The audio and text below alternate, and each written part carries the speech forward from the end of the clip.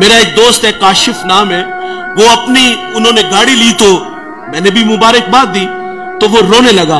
वो कहता कि हफीज साहब, एक जमाना था कि मेरे पास कुछ भी नहीं था, मेरी माँ बीमार हुई और गधा गाड़ी पे माँ को बिठा करके, मेरे पास किराया भी नहीं था, हॉस्पिटल ले आया, लेकिन माँ जिंदगी की बाजी हार गई। और वो कहता है कि आज सब कुछ है, गाड़ियां भी हैं, बंगले भी हैं, फैक्ट्रियां भी हैं, लेकिन आज माँ नहीं है। ये इंसानी फितरत है, जिसने खुशहाली देखी हो वो आरज़ू जरूर करता है कि काश कि आज मेरी माँ जिंदा होती। मैं 1997 में किबला रजा साकिब मुस्तफाई साहिब के पास तालीम हासिल करने के लिए आया, तो मेरी वालिदा ने मुझे बचपने में कहा कि बेटे, मेरी आरज़ू है कि जिस तरह किबला हजरत मिंबर पे बैठ के लोगों को अल्लाह रसूल की बातें सुनाते हैं, मेरा बेटा भी लोगों को अल्लाह रसूल की बातें सुनाए। ये मेरा ख्वाब, मेरा सपना है और मैं ये देखना चाहती हूँ। लेकिन हुआ क्या कि 1999 में वो अल्लाह के पास चली गई। अल्लाह ने बड़ी इज्जतों से नवाजा है। पूरे पाकिस्तान में जाता हूँ और हजारों के इज्तिमाअत में मैंने खिताबात किए हैं, उलमा की मौजूदगी में, बड़े बड़े मशाइख की मौजूदगी में मैंने अल्लाह रसूल की बातें सुनाई हैं। लेकिन कभी कभी आरज़ू मचलती है कि पर्दे की ओट में बैठ के इस बेटे से माँ अल्लाह रसूल की बातें सुने तो मेरा कद कितना बढ़ जाएगा। ये इंसानी फितरत है। वो आरज़ू करता है काश के आज मेरे माँ बाप जिंदा होते। मेरे नबी सल्लल्लाहु अलैहि वसल्लम फरमाते हैं, जन्नत तुम्हारी माँ के कदमों तले है। और फिर अमलन हमें करके भी दिखाया। हुजूर मुसल्ले पे खड़े हैं, हुजूर ने पीछे पलट के सहाबा को देखा, छम छम आंखें बरसने लगी। माँ कब बिछड़ी थी?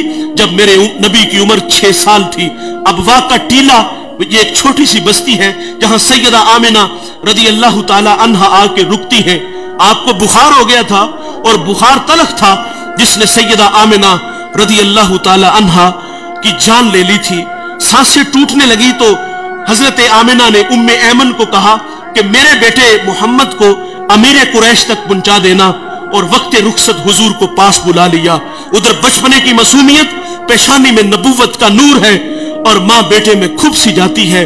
2-1 बातें की और फिर हमेशा के लिए पहाड़ों में सो जाती है। फरमाती बेटे हर नई चीज ने पुराना हो जाना है, हर बाकी ने फना हो जाना है। फरमाया बेटे मैं भी जा रही हूं, लेकिन सुनो मेरा जिक्र बाकी रहेगा, वो इसलिए कि मैं तेरे जैसा सोना मोहम्मद छोड़ के जा रही हूं। सांसों की माला टूट गई, मोती कहीं फिजा में बिखर गए। हुजूर मां से लिपट गए और लिपट के अथरू बहाते हैं और फरमाते अम्मी आप क्यों नहीं बोलती, आप आंखें क्यों नहीं खोलती।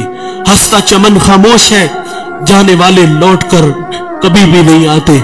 लेकिन कुछ जाने वाले ऐसे होते हैं जो दिलों में धड़कन बन के रहते हैं, खुशबू होते हैं जो पास पास रहते हैं। हुजूर मां से लिपट के मां की जुदाई में रोते हैं, फिर अपने नन्हे नन्हे हाथों से काले पत्थरों की कब्र बनाते हैं, उस पे आंसुओं का छिड़काव करते हैं। जहां तक मां नजर आती रही पलट पलट के उन काले पत्थरों वाली कब्र को देखते हैं। मैंने हुजूर की मां की कब्र की 2 दफा जियारत की है। हम जब पहली दफा आपके मजार पे हाजिर हुए, ये मदीना से 350 किलोमीटर के फासले पर अबवा का टीला आता है।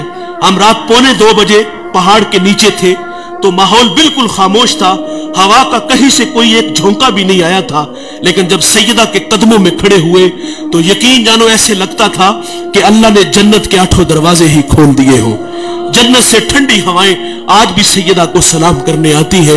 हुजूर पलट पलट के उन काले पत्थरों वाली कब्र को देखते हैं और वापस लौट आते हैं। उम्मे ऐमन कहती मैं जब नीचे पहाड़ से उतरी तो पीछे पलट के देखा तो हुजूर मेरे साथ नहीं थे। फरमाती मैं दोबारा फिर पहाड़ पे चढ़ी और मेरी आंखें क्या देखती है, हुजूर मां के सराने खड़े हैं और वहां खड़े होकर कह रहे थे कि मां जी आप तो जानते हो कि मेरा इस दुनिया में आपके सिवा कोई भी नहीं है। उम्मे ऐमन की भी जान निकल गई, हुजूर को सीने से लगा लिया। आका फरमाया करते थे उम्मे ऐमन मेरी मां के बाद मेरी मां लगती है। साहिब 6 साल की उम्र में मां बिछड़ी थी, आज मुसल्ले पे खड़े हैं, ताहद्दे नजर असहाब हैं, छम छम आंखें बरस रही है। और फरमाया सहाबा काश के आज मैं मोहम्मद की मां जिंदा होती, मैं तुम्हें नमाज इशा पढ़ा रहा होता, उसमें सूरत फातिहा की किरात भी कर चुका होता, फिर मेरी माँ को मुझसे कोई काम याद आ जाता, वो मस्जिद नबवी के दरवाजे पे आके कहती, इब्नी मुहम्मद, मेरे बेटे मुहम्मद मेरी बात सुनो। हुजूर फरमाते नमाज तोड़ के पहले माँ की बात को सुनता। हुजूर ने अमलन हमें माँ की इज्जत करके बताया, तो साहिब इनकी कदर इनकी जिंदगी में करो। मैं एक जगह खिताब करने गया तो एक बूढ़ा मेरे पास आके बैठ गया और रोने लगे।